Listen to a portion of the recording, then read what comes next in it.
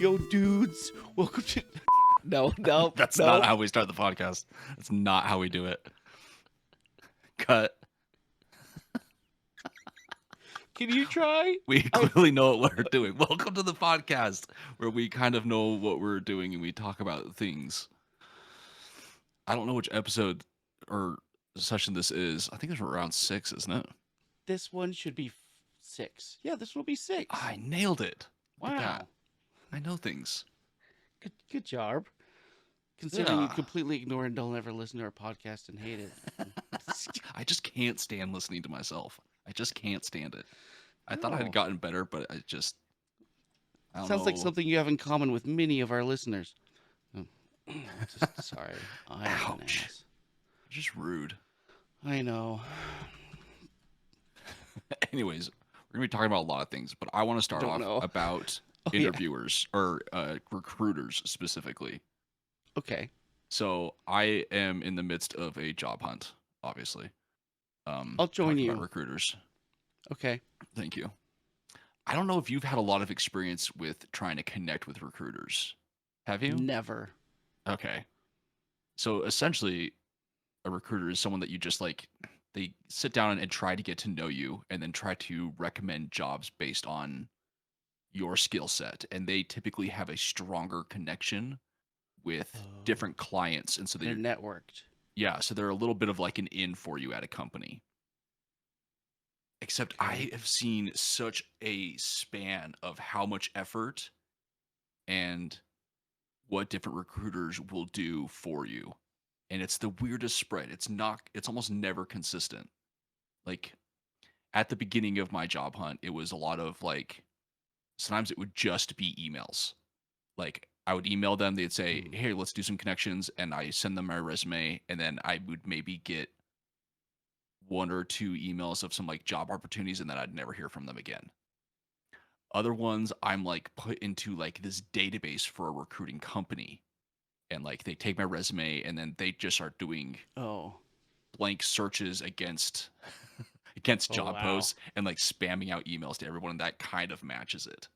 Right. And then I started getting into ones that I thought were better, where I would have like, a good like 30-minute phone call conversation with them, and they'd Okay. like try to get to know me and like try to understand like my skill set. But then those were in this weird 50-50 where it's like this person clearly knows nothing about technology. Absolutely nothing. A database. Is that... You build that out of wood? Essentially, like, okay, so you know Java. Do you also know JavaScript then? It's like, well, Mm. yeah, but I want to make sure you understand that those are not the same thing or at Hey, all related. At least they recognize Java as a programming language and not just like a coffee. Yeah, true. Right. Very They got true. halfway there. They're so close. And like those Oh, ones man. typically like I get a few more like personal job like suggestions from them, but I've yet to experience one of those where like I get to the point where they're trying to use their like contacts or ins with a company to get me a job. I don't know if it's just because Oh. I'm not marketable or whatever. I don't know. It could be a lot of things. They essentially just have accounts at like monster.com and all the job posting sites that you have to subscribe to. They Yeah, subscribe for you and then search there for you. it's kind of what it feels like. Jeez. So that's kind of been my experience so far. But then just earlier this last week, I met with this recruiter who wanted to do like a video call with me. Started like Okay. asking me all these questions about like why I'm searching, what's my current job like why I'm wanting to leave, like what kind of thing I'm looking for, which languages I've done stuff in, which ones I haven't, like which ones am I kind of comfortable with, which ones am I really comfortable with, like asking all these like really, Wow. frankly, like nice questions. And then I was like, Those are insightful questions yeah, that like kind really of mean makes something. sense. Most managers don't even understand that stuff. Uh-uh.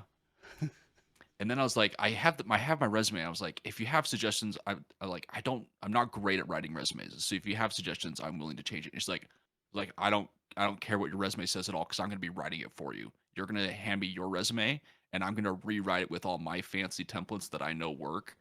And then based on our conversation just now, I'm gonna write you like 5 different types of cover letters, depending on the job I'm gonna be applying you for and all this stuff. And then she's like, okay, I have these series of like placement tests that a lot of like job interviewers will use as like a skill assessment for you that we can take several times, and like as you learn stuff you can retake it again to get a better skill. But here's like a type of test I'm going to send you. Do you want this type or this type?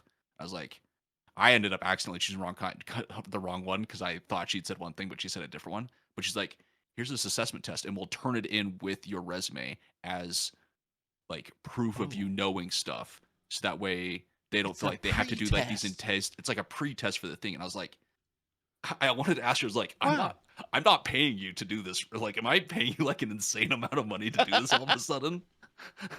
Because And you're like, where have you been all my life? it's like, where have you existed? And how do I like recommend you to like everybody I know that's job hunting? Because I'm in. I mean, I just the fact that she was like, I don't care what your resume is, and I don't want to use it because I have things that I use, and I'm just gonna rewrite it so it looks really good. And I was like, okay, so far you're the best recruiter I've ever seen in my entire life. I was blown okay. away at how much like the Okay. felt like someone Yeah. was helping me find a job jump I went from in like the span of just like one recruiter. It was insane. It makes you wonder if they're new or not. And I say that because I've worked at jobs where people start off really gung ho and then they get burned out and then do the bare minimum. But with that amount of knowledge and skill, it's like they are good and they like it. I actually got referred to her by an old coworker that had gotten him a job in the past. So I know she's been doing it for at least 3 years. Okay. So S- at the very least, she seemed like she knew what she was doing. it was s- So, I was so my shocked. job is currently in negotiation phase at the Uh-oh. moment. So, I may be asking you for this person's details because that sounds fantastic. Yeah, I don't know if she does purely development or developers, but if I I will be more than willing to All reference you right. Okay. Okay. We will because chat. But for because anyone out there who is a recruiter, you want to know the right way to do it? This sounds like the right way to do it. because That's typically awesome. recruiters get like a bonus if they place you, Okay. right? That's typically Yeah. how they get paid. But this recruiter also, because there's 3 different ways to get a job as a developer, or in most tech places I'm learning. You're either just purely contract, and you're like contracted for 6 months or however long it is, and then that job's over. Or your contract to hire, where you have a contract period, and then at the Mm. end of that period, if both parties want to keep the relationship, you are then join the company as a full-time employee. Or there's just straight up being hired as an employee. Oh. And she was like, if it's if I can get you either the contract or contract to hire, and the contract ends or you don't get hired, we'll just keep you on as a contractor for us. And in between jobs, I'll just you'll just be given like study courses to increase your skills. And like by the time we're like a month away from your contract ending, I'll just start the job search for you again and try to get you a job so that like as soon as this one ends, you'll just start a new one. But any leeway, you'll just be taking learning classes to like improve your skill. I was like, Okay. what? Because I've like been a part of like a contract company, and it's not anything like that.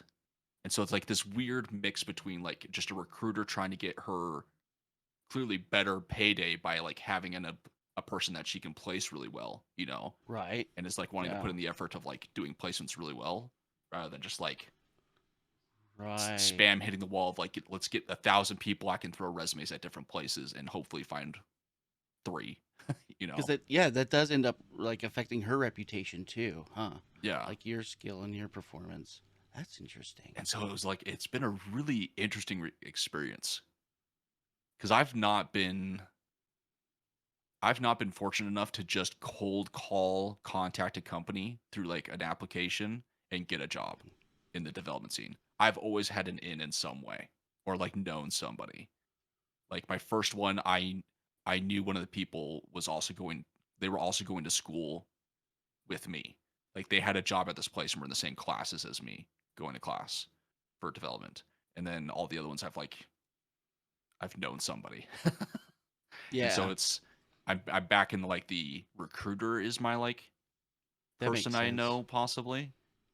I just Yeah, don't know how a you lot of do it my any other jobs have been way. that way too, where I just knew somebody and it was just really like dropped their name when I applied, and then that essentially got me in. Yeah. It's very helpful. Yeah. But yeah, being at like just raw, like yeeting your resume out there into the universe, that's a rough one, It's so man. rough. I've gotten to like the final interview on one job like that. But Oh, really? it was Okay. for an internship, but so Yeah. practically the same thing, but other than There that was it's there yeah. was a job I was at, um, where there was like a special project happening, and they're trying to find people who are like interested in participating in working on this project. It's kind of cool. I'm like, yeah, I want to come help. Um, and then we had a meeting just to talk about this project and what I would do if I joined the project to help them. Turns out it was an interview. It was like a surprise interview. I'm like, oh, okay, Okay. we're in an interview then. Okay. So, one of the questions was, in one sentence, describe your brand. Okay. Interesting. And I had never considered anything like that before. I was like, a brand? Because this is like a new thing where in the Mhm. professional and hiring world where each individual has like their brand. Hmm. Um, I was like, I don't know what. So I thought like, what's a slogan that I sort of work by? And then I remembered this quote and I said it out loud. Okay. Um, if you can't fix it, keep pushing buttons until no one can fix it. Nice. That's what development companies.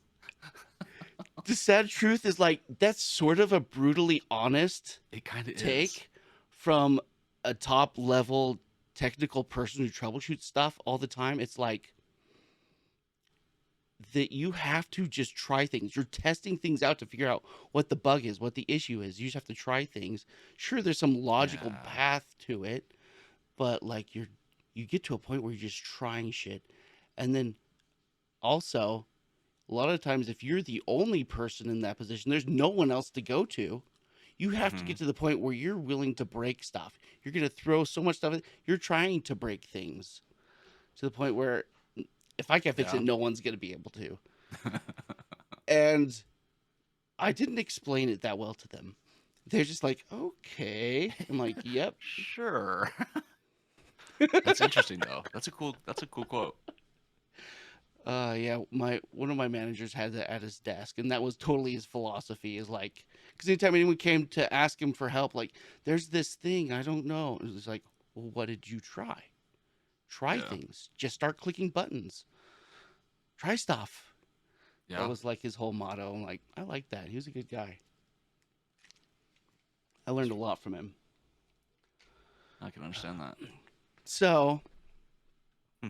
interesting. That sort of leads into this weird little activity I want to try. Okay. Because I too am getting near to a point where I need to look for a job. Um, and I've been thinking about this interview and this brand business. Hmm. I was thinking, Brandon and I should probably have, we should be a brand on our podcast, right? Shouldn't we be caricatures of ourselves or something along those lines? Because we should figure out our brand. But what would be more fun is if if we define each other's brand. Hmm. So I've got a list of things I found here that kind of make up what a brand is for a person. Let's see if we can make it. I'm gonna see if I can make a brand for you, and you try to make a brand for me here. Okay. We'll see how well this goes. I don't know what's gonna happen here. Yeah. Um. So let's see. Go through some of it at the very Let's least. see. Brandon's core values. The fundamental beliefs that guide your decisions and actions. So here's what I think, Brandon, Okay. about you. I think that you truly believe that people don't have to communicate with each other with their mouths, and that talking is really, really bad. And so, Uh-huh. anytime you have to verbally, convey something, you try to find another opportunity. Find like with the business cards, Hmm. with that had your food order on it. Yep. So I think one of your fundamental beliefs that guides your entire decision making is, do I have to talk to somebody? Okay. Yeah. Okay. Is that close? Ish. I can see it. Okay. I'm not sure I'd qualify it as my core value, but yeah, I can see it. Okay. Well, so you do me, you do me. What is OJ's core value? I almost I almost weirdly feel like it's almost close to the opposite of me, of what you just said about me, where your core value is how can I create an experience with someone else? Because it seems like Mm. every time I'm at an event or something with you, it's how can what can I do in this event to create a cool experience with somebody else? Not necessarily like wanting to meet like a ton of different people and interact with a ton of different people, but what can I do in this experience to create a cool memory with the people here or some kind of cool experience? That's I did used to be like that. That sounds familiar. Like I was like that one time. maybe a little bit less of that as you've gotten older, but like yeah, That's true. Interesting. I like did. I did any. I like the way you said that. Like literally any activity, even if it was something designed to be a solo a solo activity, trying to find a way to include lots of people into it. yeah, Or and make it some kind of memorable experience either for them or for yourself. wow, we sort of know some things about each other. Look at that. Okay. Okay. Next one. Unique selling proposition. What sets you apart from others in your field or community? Okay, so what sets Brandon apart is that your name is Brandon, and not a ton of people have the name of Brandon, and also have a beard. That's true. Um, and you have a voice that you use to speak with. I have all of those things and they're unique to me. Um, Okay, I'm gonna go and let you think some more. okay, let me think some more. Thank you, please, for the So, love. I think one of your cool things, your unique selling points, is you're able to come up with unique points to talk about, either by creating an experience or because a lot of people try to stay in with like a normal topic. I think of your example of like wanting to take apart a machine and see how it works and like just try to make something out of that machine like you did with your Cheeto dust thing. Oh, right. Because that creates a cool talking point in a podcasting environment across different things. Because most people would like take it apart and put it back together, but they wouldn't do that for a podcast or a talking point unless they already knew something or they had something specifically they wanted to learn from it. You're able to see that and just create a unique story or conversation from just trying something and just trying for something for the sake of trying something. That's Does that make any true. sense? Absolutely.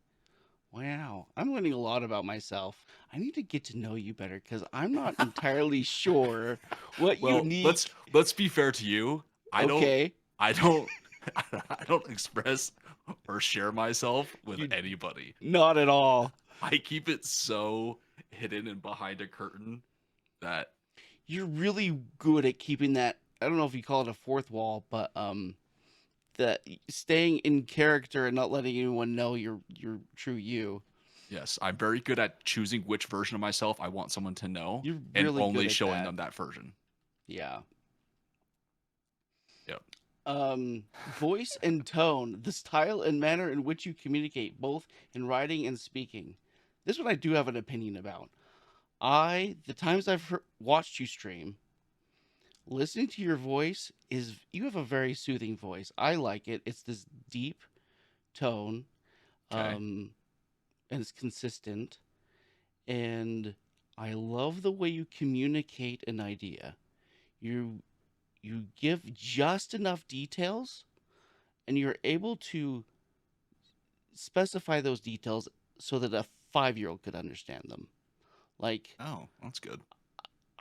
I feel like you're able to describe things in a way where, like, the complete idiot right here can understand them, which is that's a strong ability. So I've always enjoyed that whenever we have conversations or watching your stream or your content. It's like he just says it in a way that makes sense. Oh, thank you. What does that say about my coworkers that I can't get to understand anything I'm saying? They are really dumb. Like, it's nice to hear you say that, but I I fight with myself every day at work, wondering if I just have no idea how to explain anything, because it's like nobody at my work understands anything I ever say to them. Anyways, that might be I for a don't. conversation for another Yeah. time. Well, no, I had the same thing happen recently at work where I have described a very specific need repeatedly for the last like 6 months. Things that have to happen in a specific way. They just somehow don't get it. Yeah, So yeah, I don't know. I think some people are just dumb, and I they think they so. don't understand the concept of a paradigm shift, which Hmm. um which is changing your perspective on something and willing to change your perspective on something. I'm someone who will say stuff in a matter of fact sort of tone of voice. We're like, it's absolutely 100% this way. This is how it is. And then Hmm. someone would be like, no, what about this? I'm like, oh my gosh, you're right. I'm completely wrong. Like, Yeah, I'm yeah. so willing to be corrected. Uh, Hmm. 100%, because I know I often speak with that tone of voice that like I have to be willing to be like accept anyone's opinion or anything. And my camera just froze. Come on, camera. And he's back. What was I saying? Not being able to change your opinion. Oh yeah, yeah. And I think some people and I think it's truly a skill of being able to change your perspective on any given topic or setting or anything, and being able to just manipulate that. And I think some people just truly don't. They have to be convinced by lots of facts and lots of arguing, and their Hmm. brain isn't mushy enough to just like see things in another person's way. Like being able to see a way the way someone else perceives something and not change your own opinion about it, but completely identify with what they're saying. I think people really lack that a lot. And so that's why it's hard for them to even Yeah. understand things. I try to have that skill. I don't know how good mine is, but I do try to work on that. For you, voice and Oh, tone. The first thing that comes to mind is excited and hyping up anything you're talking about. Like the tone you bring to a conversation is being able to like hype up and get excited about a topic and talk about it and get me excited about the topic. Like a topic I didn't know about or care about at all and get me excited about that topic. a When I hype think man. about yeah, almost kind of hype man of like any conversation you're talking, any kind of topic you're talking about. Yes. Okay. We're gonna have to whatever we describe each other as now. We're gonna have to just amplify that and Just live that way for the rest of live our that lives. way to the extreme. Yes. Okay. Visual identity includes elements like your personal logo, color scheme. Nah, whatever. Your visual identity. So Bald or I think beard. you've really evolved, Brandon, into settling into this identity you have, where it's the long beard, glasses, shaved head, Hmm. a pretty plain clothes. It's good. I think it also is intimidating. I think if someone didn't know you and like saw you, is totally that classic shaved head, long beard biker dude. That's intimidating. Oh shit, stay away from him. Mhm. I think the glasses maybe help a little bit to sort Yeah. of like soften it up. Yeah. No, I can see that. No, I was probably a little bit more intimidating when I didn't have the glasses. But yeah, I'm for those who don't know, I am completely different than I was even just like 5 years ago. Oh yeah, Like for the completely longest time, changed. quick story, for the longest time, I was determined to keep my original DMV photo from when I was 16. And I was like, I want to keep this photo on my license for as long as I can because I think it's funny and I look like such an idiot. But then I started to look like this. And suddenly, when I was presenting my ID, people stopped believing that I was the owner of the ID because I look so different. And like, I'd go Yeah. back to like my home neighborhood and be like helping my dad in the front yard, and neighbors that I've known for years thought I was just some random help that my dad had hired to assist him on some job. And they did not recognize me at all. I've been to family gatherings and been talking to a cousin that I've known, or like an uncle that I've known for a long time. And Long they, time. a long, long time. And I've had a lot of conversations with them. And they had no idea who I was until someone else came up and said my name. And then they're like, "Oh, you're Brandon." I'm like, "Yes, yeah, that's me." I vaguely remember like some sort of like you with like light blonde hair and like a bowl cut, like when you're a lot younger, right? Hmm. Yeah. Have you? Are you? I'm curious about your choice to shave your head. Have you been going bald? Oh yeah, And I have what's your no hair hair. pattern look like? I Okay, have like no that. hair right here. Uh, It's okay. very, very thin. Like if I grew it out, it looks like I'm trying so hard to keep my hair. But it stays, I mean, you can kind of see the shadow. It stays thick, kind of in like Yeah. that donut around the side of the head kind of Okay. Yeah. hairstyle. Hmm. And so, and my hair grows fast enough that You have to shave it I all. have to like shave it like every day to like really keep it, for one, to make managing it easier. Because the longer the hair gets, the harder it is to like shave and cut it.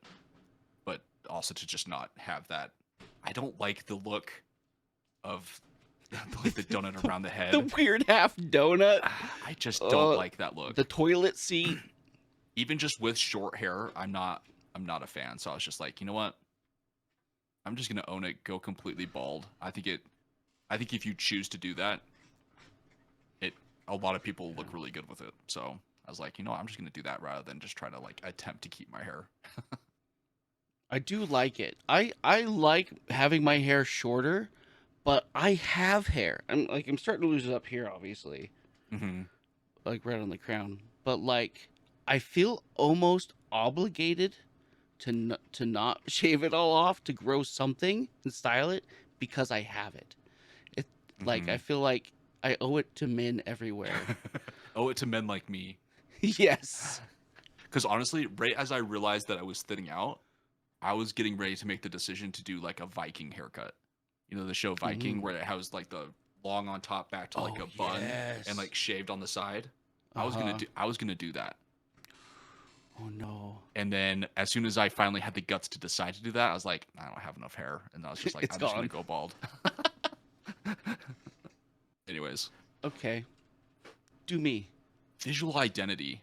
The first thing that comes to the mind is you always have a really cool shirt that is expressing something really cool and geeky. Not afraid to show your geeky, fun, nerdy side.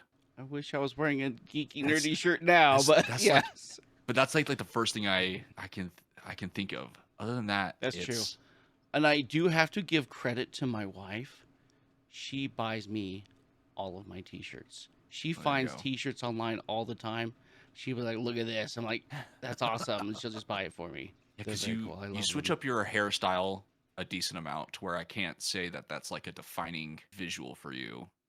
You Yeah. have you have consistently had the short beard though for quite a while now. Actually, now I'm trying to remember a time you didn't have a beard of some kind, and now I can't think of a time. Can't think of what I look like. Yeah, Mm-hmm. that would have been a long time ago. I'll tell you what. You can see this thing right under my neck. This sort of double chin thing. It's not really a true double chin. All right, I'll be fair. I'm not that bad, but like it's like just this like a turkey, like this is like a gobbler or something. It's just like it's literally just Hmm. my throat.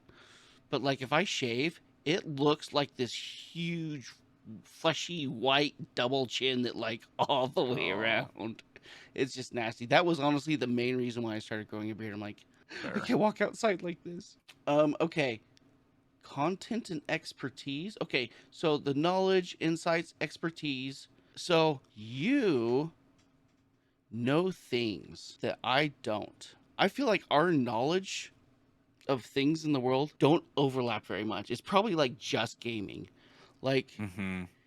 your knowledge in like welding and construction, even if you haven't done a lot, my perspective of you is that like you're the guy who could build anything. If I needed to build or construct anything, I would just come to you I because I do know a lot about that stuff. even if you didn't have the tools, and you'd know how to figure it out really fast. You Hmm. just know what to do. You're like, okay, well, here's how we figure out how to do it, and let's just do it.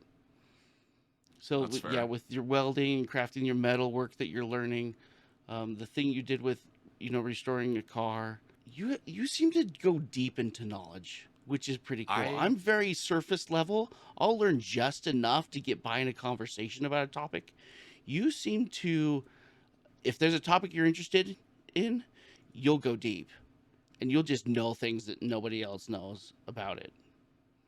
that's fair. You're jack This- of all trades, but master of none.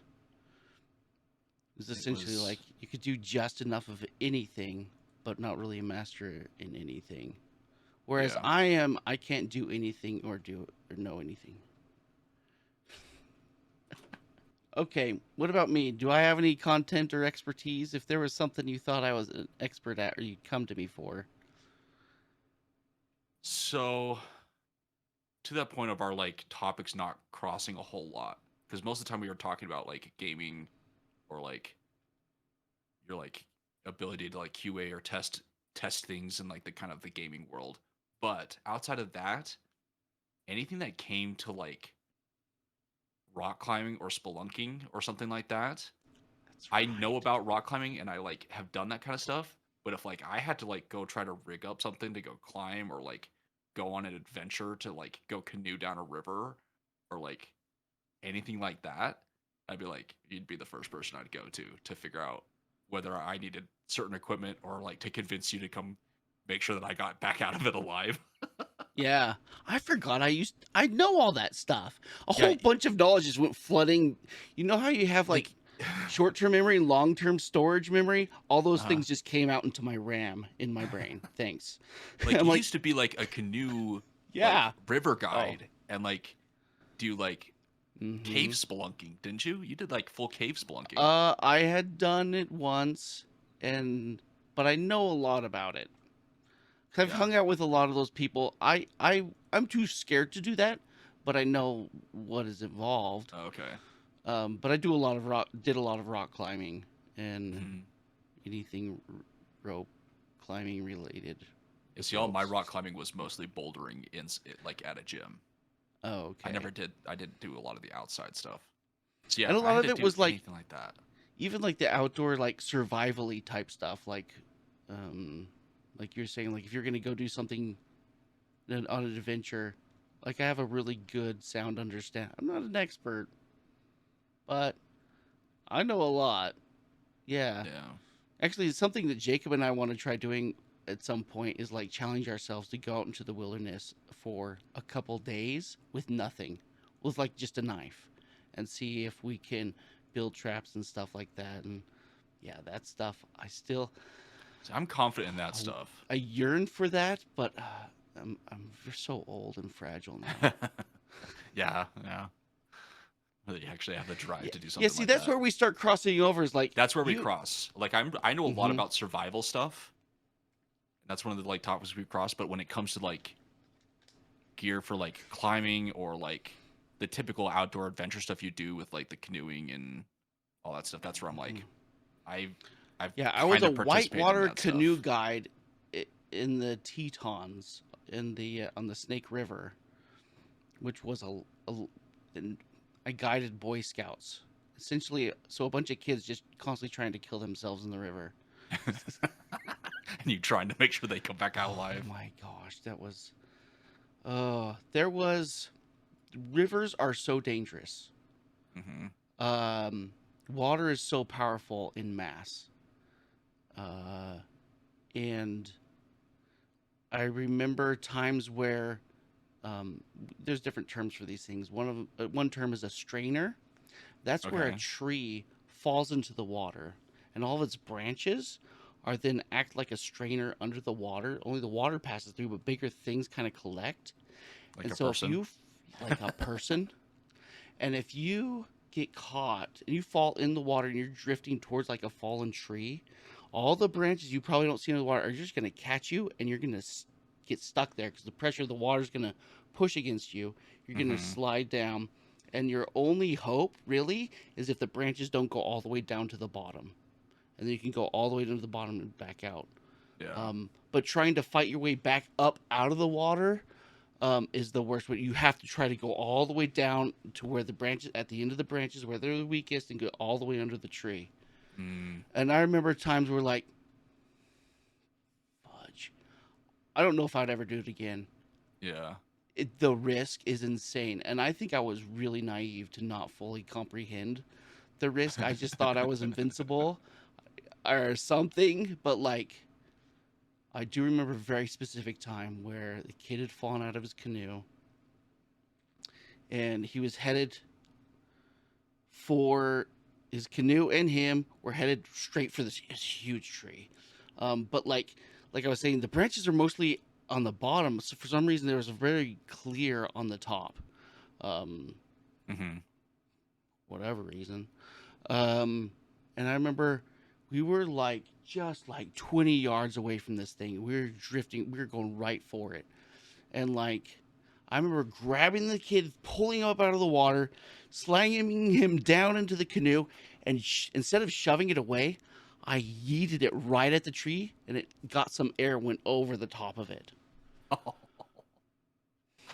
jeez. There, That's scary.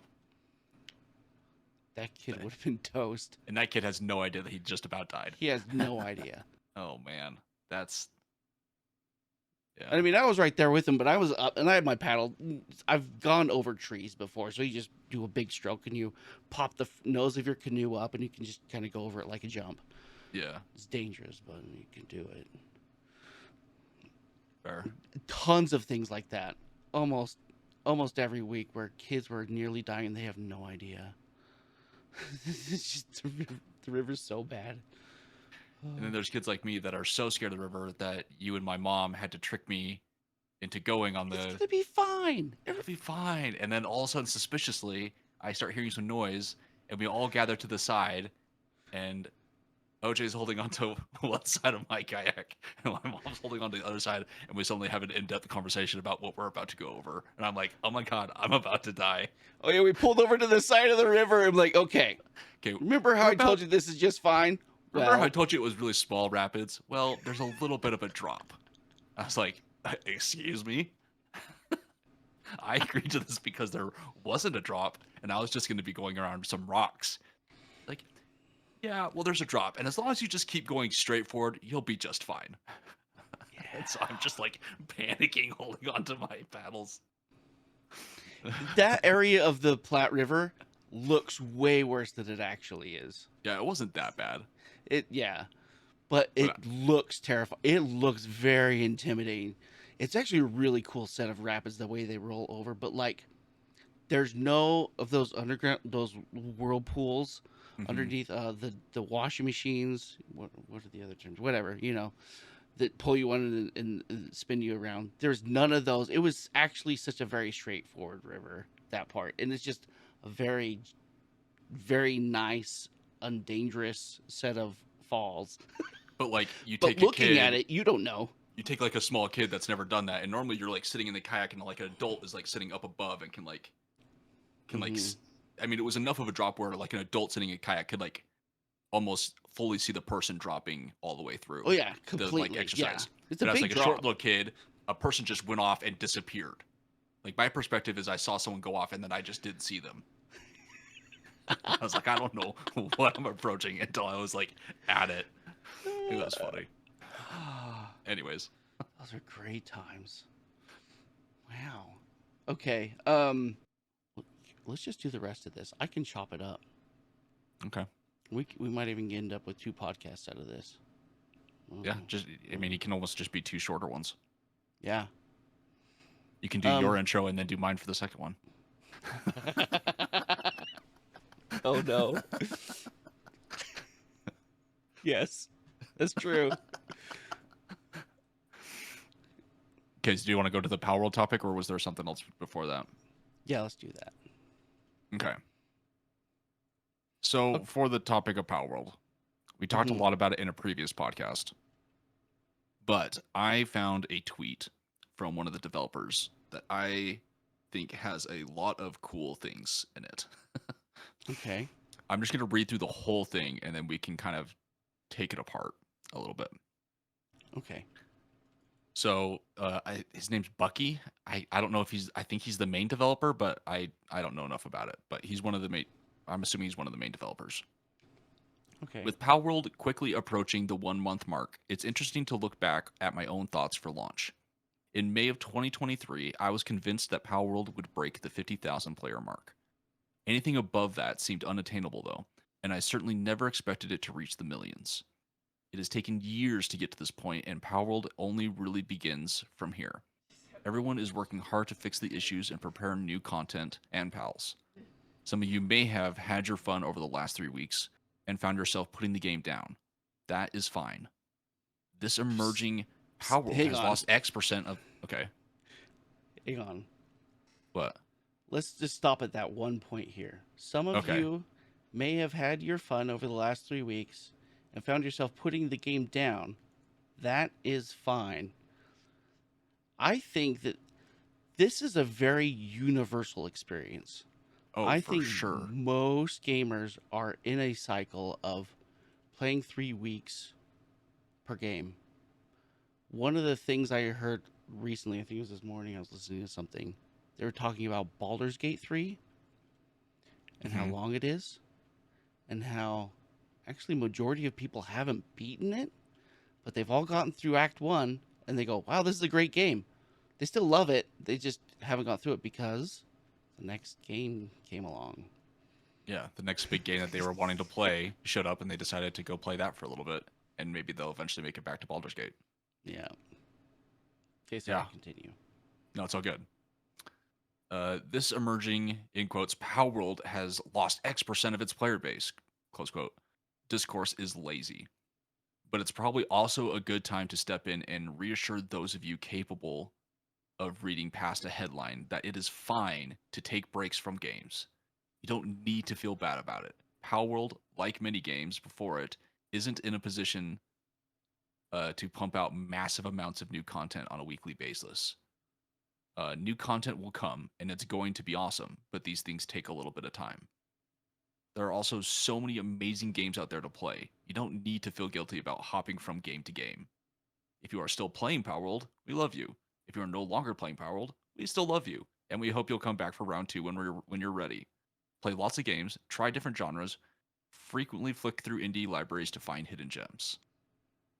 Oh, To hear a developer of a game holy express cow. that, I think is so cool.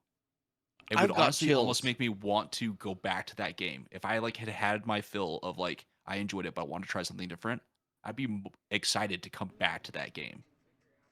The individuals involved here with making this game, I want to support them no matter what they're doing. These Yeah. guys have e- demonstrated that they are true gamers and they understand gamers. That's so rare that I would just do anything to support anything they do. Like, take my Hmm. money if that's what you need. Like, whatever. Like, this is what we need. We need to find some sort of metric or something that shows other developers that this is it. That this is successful. Yes. Yeah. This is You the don't mindset. you don't have to feel guilty from hopping to game to game. We hope you'll come back for round two when you're ready. That's that's cool because you see so many companies panic about releasing content and then after a few weeks or a month they panic about that drop off on player base until the next content comes out. And they almost judge that snippet of content that was released purely based on that, which Mm. I think can, in some ways, can be fair, but in most scenarios is just not fair to the content that was released. Yeah. Especially with gamer nature, even if it's great, right? That people just go, oh, there's another game here I want to play. But I'll probably come back. Yeah. I mean, Um, you can just look at Twitch as an example, because a lot oh, of Twitch streamers, it's all about, well, what I'm streaming this week is the next cool thing that has come out. I mean, yeah, something big there's like a Power World has come out, and they'll play that, and then it's only popular on Twitch, which is not a metric for gamers as to what's popular. But right.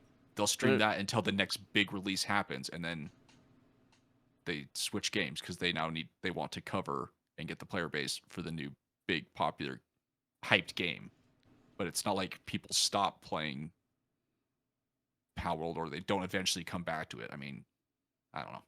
right, yeah, well, yeah, and I've always honestly I found it very annoying that um the not the streamers do that, but that developers look at it as a metric to Hmm. see what streamers are playing and go, "Oh my gosh, the streamer stopped playing my game. Oh no." The But game sucks now. that's not how it works. It has Yeah. nothing to do with anything.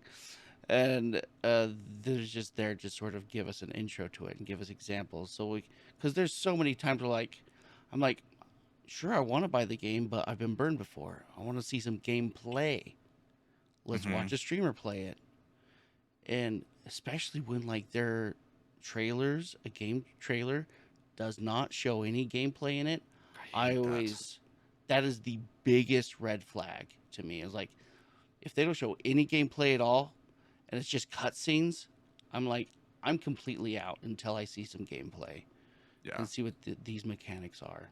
Or you're like scrolling through the pictures that they show on like the Steam store page, and all the pictures are like some cinematic thing with all these like graphics and text of like game of the year and like some Yes. obscure magazine this quote happened. It's like, no, just show me something that tells me what the gameplay might be like. Yeah, because there's actually tons of things where like the cover art of a game looks like just super high fantasy, high detail, great art, and it's like a little pixel game that was Yeah. made with Python or something, and it's like, what the freak? Like I would have almost been more excited to get that game if you just from the start Yeah, like tell me advertised it what to it me is. as a pixel art game. Cuz Yeah, I enjoy that art style. And I enjoy games like that, but like to do that bait and switch of like awesome intense 3D graphic cutscene to an 8-bit character, just yeah. such a jump sometimes. I like in this tweet how he calls out like these articles that are like Hmm. very surface level articles. Dude, there is such a plague on the internet of like these useless articles where people will just write anything. It doesn't even matter. Like when you're looking for a guide, there's been times where I'm looking for a guide how to do something in a game, and someone's written an entire article about like which bush to check for a secret item. Why does this need an entire article? You just need a picture. Just give me an arrow pointing. This is the bush. Yes. It's like, what the freak is happening? And just articles like this, they're total trash articles where they're like, oh my god, they're just trying to create drama and trying to do that stuff. It's all that clickbait stuff. You see a ton of articles trying to jump on anything that could at all indicate that suddenly Power World is plummeting and it is an absolute failure all of a sudden. It's like, no, it just lost some of its player base. A lot of people had their fill of the game for now. And then when new stuff, because the game is still in development, comes out, the player base number will probably jump again. It's like, okay, it's maybe an article if all of a sudden the player base jumps to like 10 or 0. Then that's like a real article Yeah. title, but it's Yeah. like they're really trying to just jump on anything that's like it's suddenly failing and this game is dying, and you see that for so many different games. I remember Diablo 4 was like there was a couple titles I saw were like what was it? Um Diablo 4 is not dead. Like, yeah, is it or is it not? It's I like didn't realize it that was. I didn't realize it was. Or I mean, I stopped playing it, but You know, did Mm, it die? But then are you trying to convince me that it's not dead? Or is it actually dead and you're just trying to convince people to come back? It's like yeah, so convoluted, these kind of articles. They're like you never really know their true intention. yeah. The other thing I like about this tweet is that it kind of goes against and renormalizes what games used to be like. So let me Mm. explain. A lot of the games recently, a lot of the publishers have been convinced that they need to create a forever alive infinity gaming as a service type of product where it's a game that you just play all Oh, the time and has no ending in sight. Now, there are those are the games worst. there are games like that that are fun and should exist. And there has been in the past. But like it seems like every game is trying to like make this service that people never ever put down and never has an end. And it's like people Mm-hmm. are afraid to go back and make a game that has an An, ending. an end. Like I bought the game, I played the game, okay, the game's over. And maybe if I really, really love the game, I maybe go back and play it again on a harder difficulty. Or like in a year, I pick it back up to replay again because it was fun and I want to try it again. The Instead of this end like, game concept is very interesting it's because like, I've had ideas about like if I was going to make a game, make the whole if the whole thing was the end game, we just start at the end, then you don't deal with the end game problem.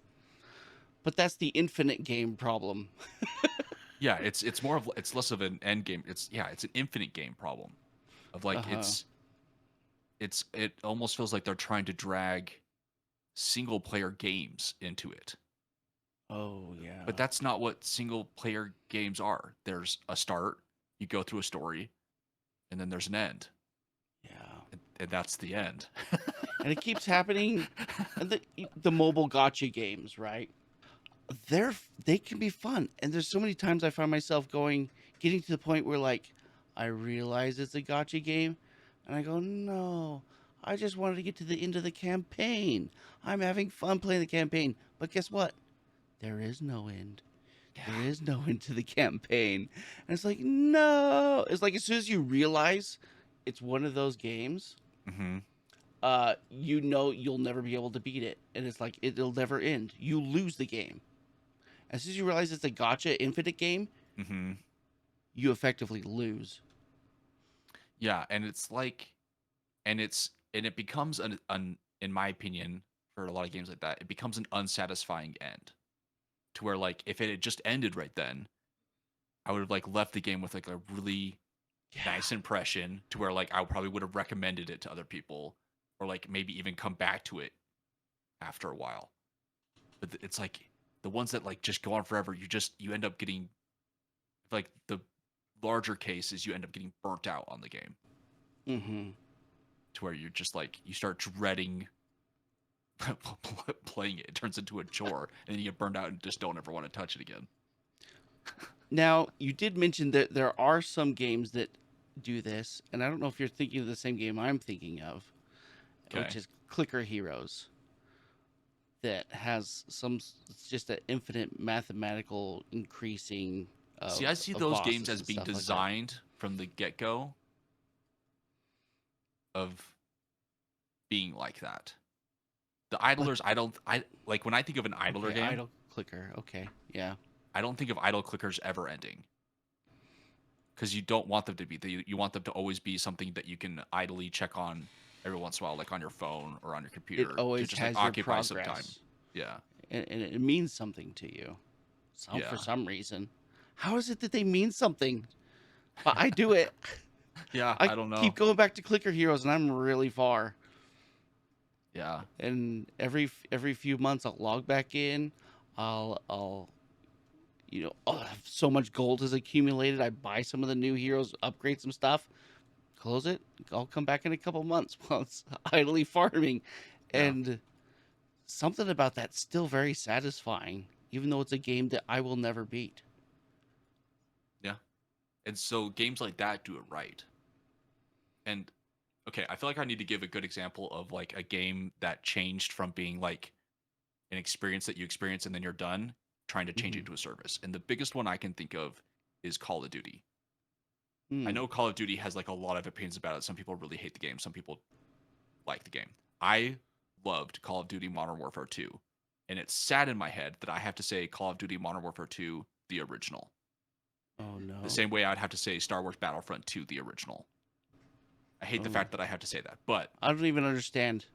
I've that's never fine. dove into those, so I don't know what happened. So typically you have your when a Call of Duty is released, you have your campaign that you work through and you play. It's over, and then you have like the multiplayer experience that you can hop onto with different maps and different weapons that you grind through and stuff like that.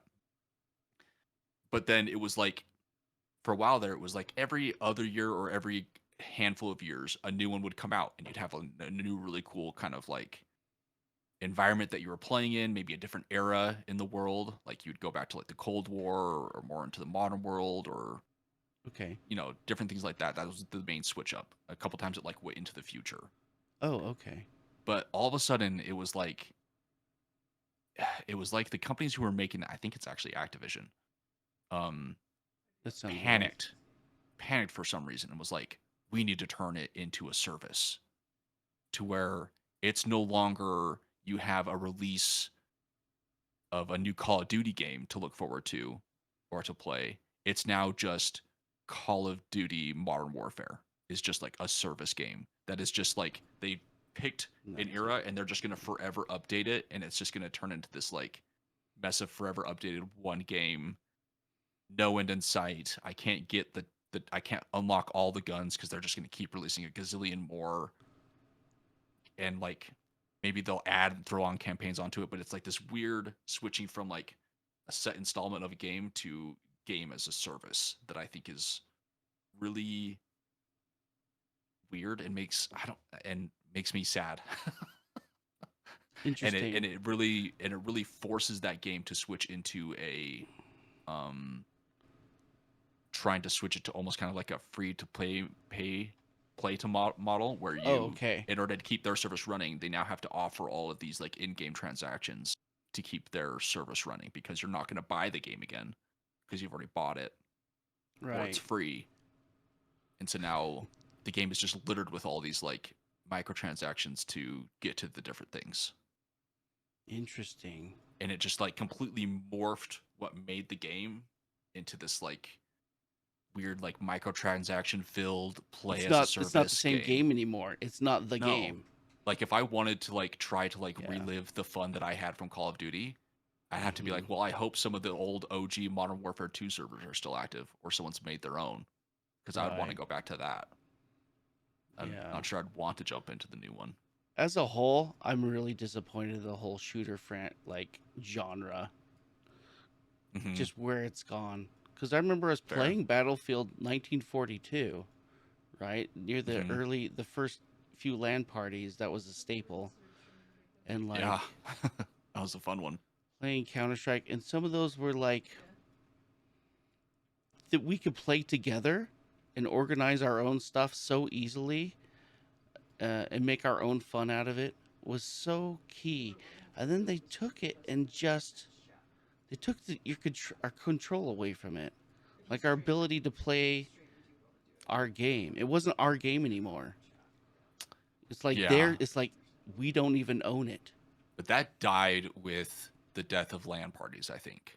I think our group is unique in the sense that we still have a LAN party mentality and type of group. I should probably remind you there's a LAN party coming up. Oh, that's right. I need to respond to that. It's like in a Okay.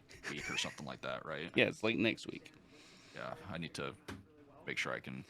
Yeah. But yeah, you're right. I think there's a whole generation of gamers who live with that sort of mentality, and it just got brutalized.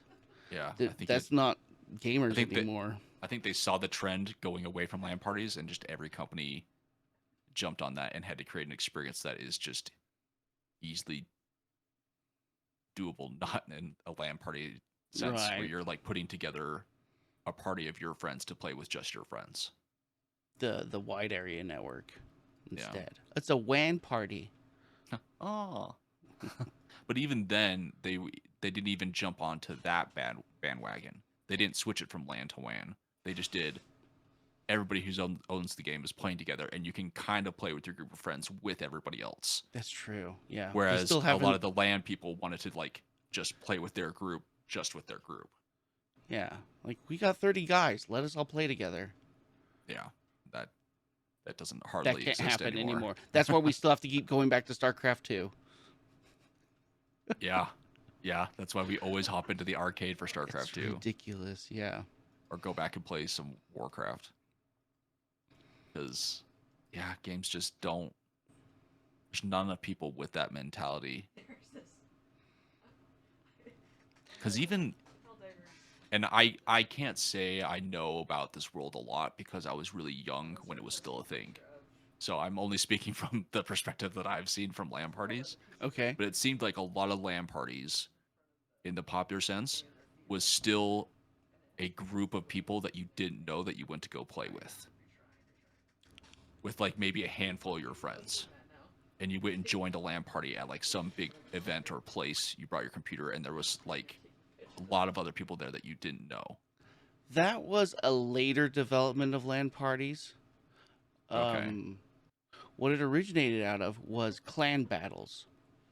So any sort Okay. of competitive PvP, you get everyone together in the same room who's all in the same clan to compete with the other clan. Okay. So it was specifically your team is all in the same room playing together. Oh, Um, okay. that was like almost a necessity because there weren't great tools for communicating online with like audio. Like I think one of the very first voice chat things we had was called Roger Wilco. There's been some others, but that was one of the first bigger ones, and it was like this, just a voice chat thing. And everyone in our Mm-hmm. Counter Strike clan, we'd get in, we'd chat, but like it wasn't great, and it would disconnect. And we tried to host a server, and it wasn't great, and it had lag, and Mm. sometimes you couldn't hear people.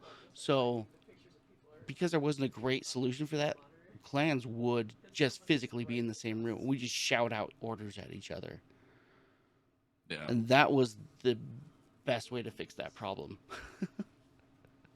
Fair enough. And then it became like, oh, we could just do this all just for fun.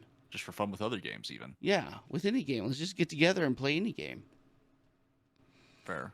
And it was also really, really difficult to play things like Warcraft 2, because you had to like dial your friend's fax line, and then his parents couldn't answer the phone while you're calling, and so your dial-up connection could connect and then play an hour of Mm-hmm. Warcraft, and no one in the house can use the phone. Yeah. Or we could just go to the same house, and there was a way to network together. Mm-hmm. Even that was insanely tricky, but LAN parties were just the solution to a lot of problems. But now we've fixed those problems because the internet got better. Yeah. Okay. But but then yeah, we've abandoned we've abandoned those people who still want to play together in giant groups. See that? I think that facilitated in creating big game groups because that's how we Yeah. networked. We go to school and talk about the games we play, but then But we go to each other's house and play it with each other. I still feel like that's a little unique, even just a little bit, to our group. I feel like a lot of the times I hear people talk about their own previous LAN groups, it was maybe 5 people, maybe 6. And a lot of Oh, games switched to still facilitating that of like being able to play with your like 5 friends. yeah. Whereas our LAN parties, at least when I started joining, I know they started off small, but they were still like We're even like at the 10, beginning in the 15. small, they're like 10, 15 people on like the small side, Yeah. which I still feel Yeah. like is a larger group than most people want to try to game with Yeah, at I guess once. so. Maybe not a lot of people have had the experience that we have had. Maybe we are that unique. I just think our LAN experience is just on the larger side compared to what a lot of people did. And so I think the trend to the conversion of having better internet and be able to play online, it's just like, well, most people just had a group of like 5 or 6 people anyways. Mm. Let's just make it so that those 5 or 6 people can kind of play together, but play with Kind of. everybody else.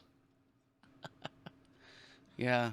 it's super disappointing. So we're Yeah. gonna build our own video game, okay? Okay. Well, thank you for surfing your way into this podcast and finding your way here. However, I guess my deal with the devil worked, so thanks. Um, My evil plan worked. I still owe him my soul though, but whatever. We'll deal with that later. We'll get rid of that later. Yeah. Okay. Bye. Bye, everybody.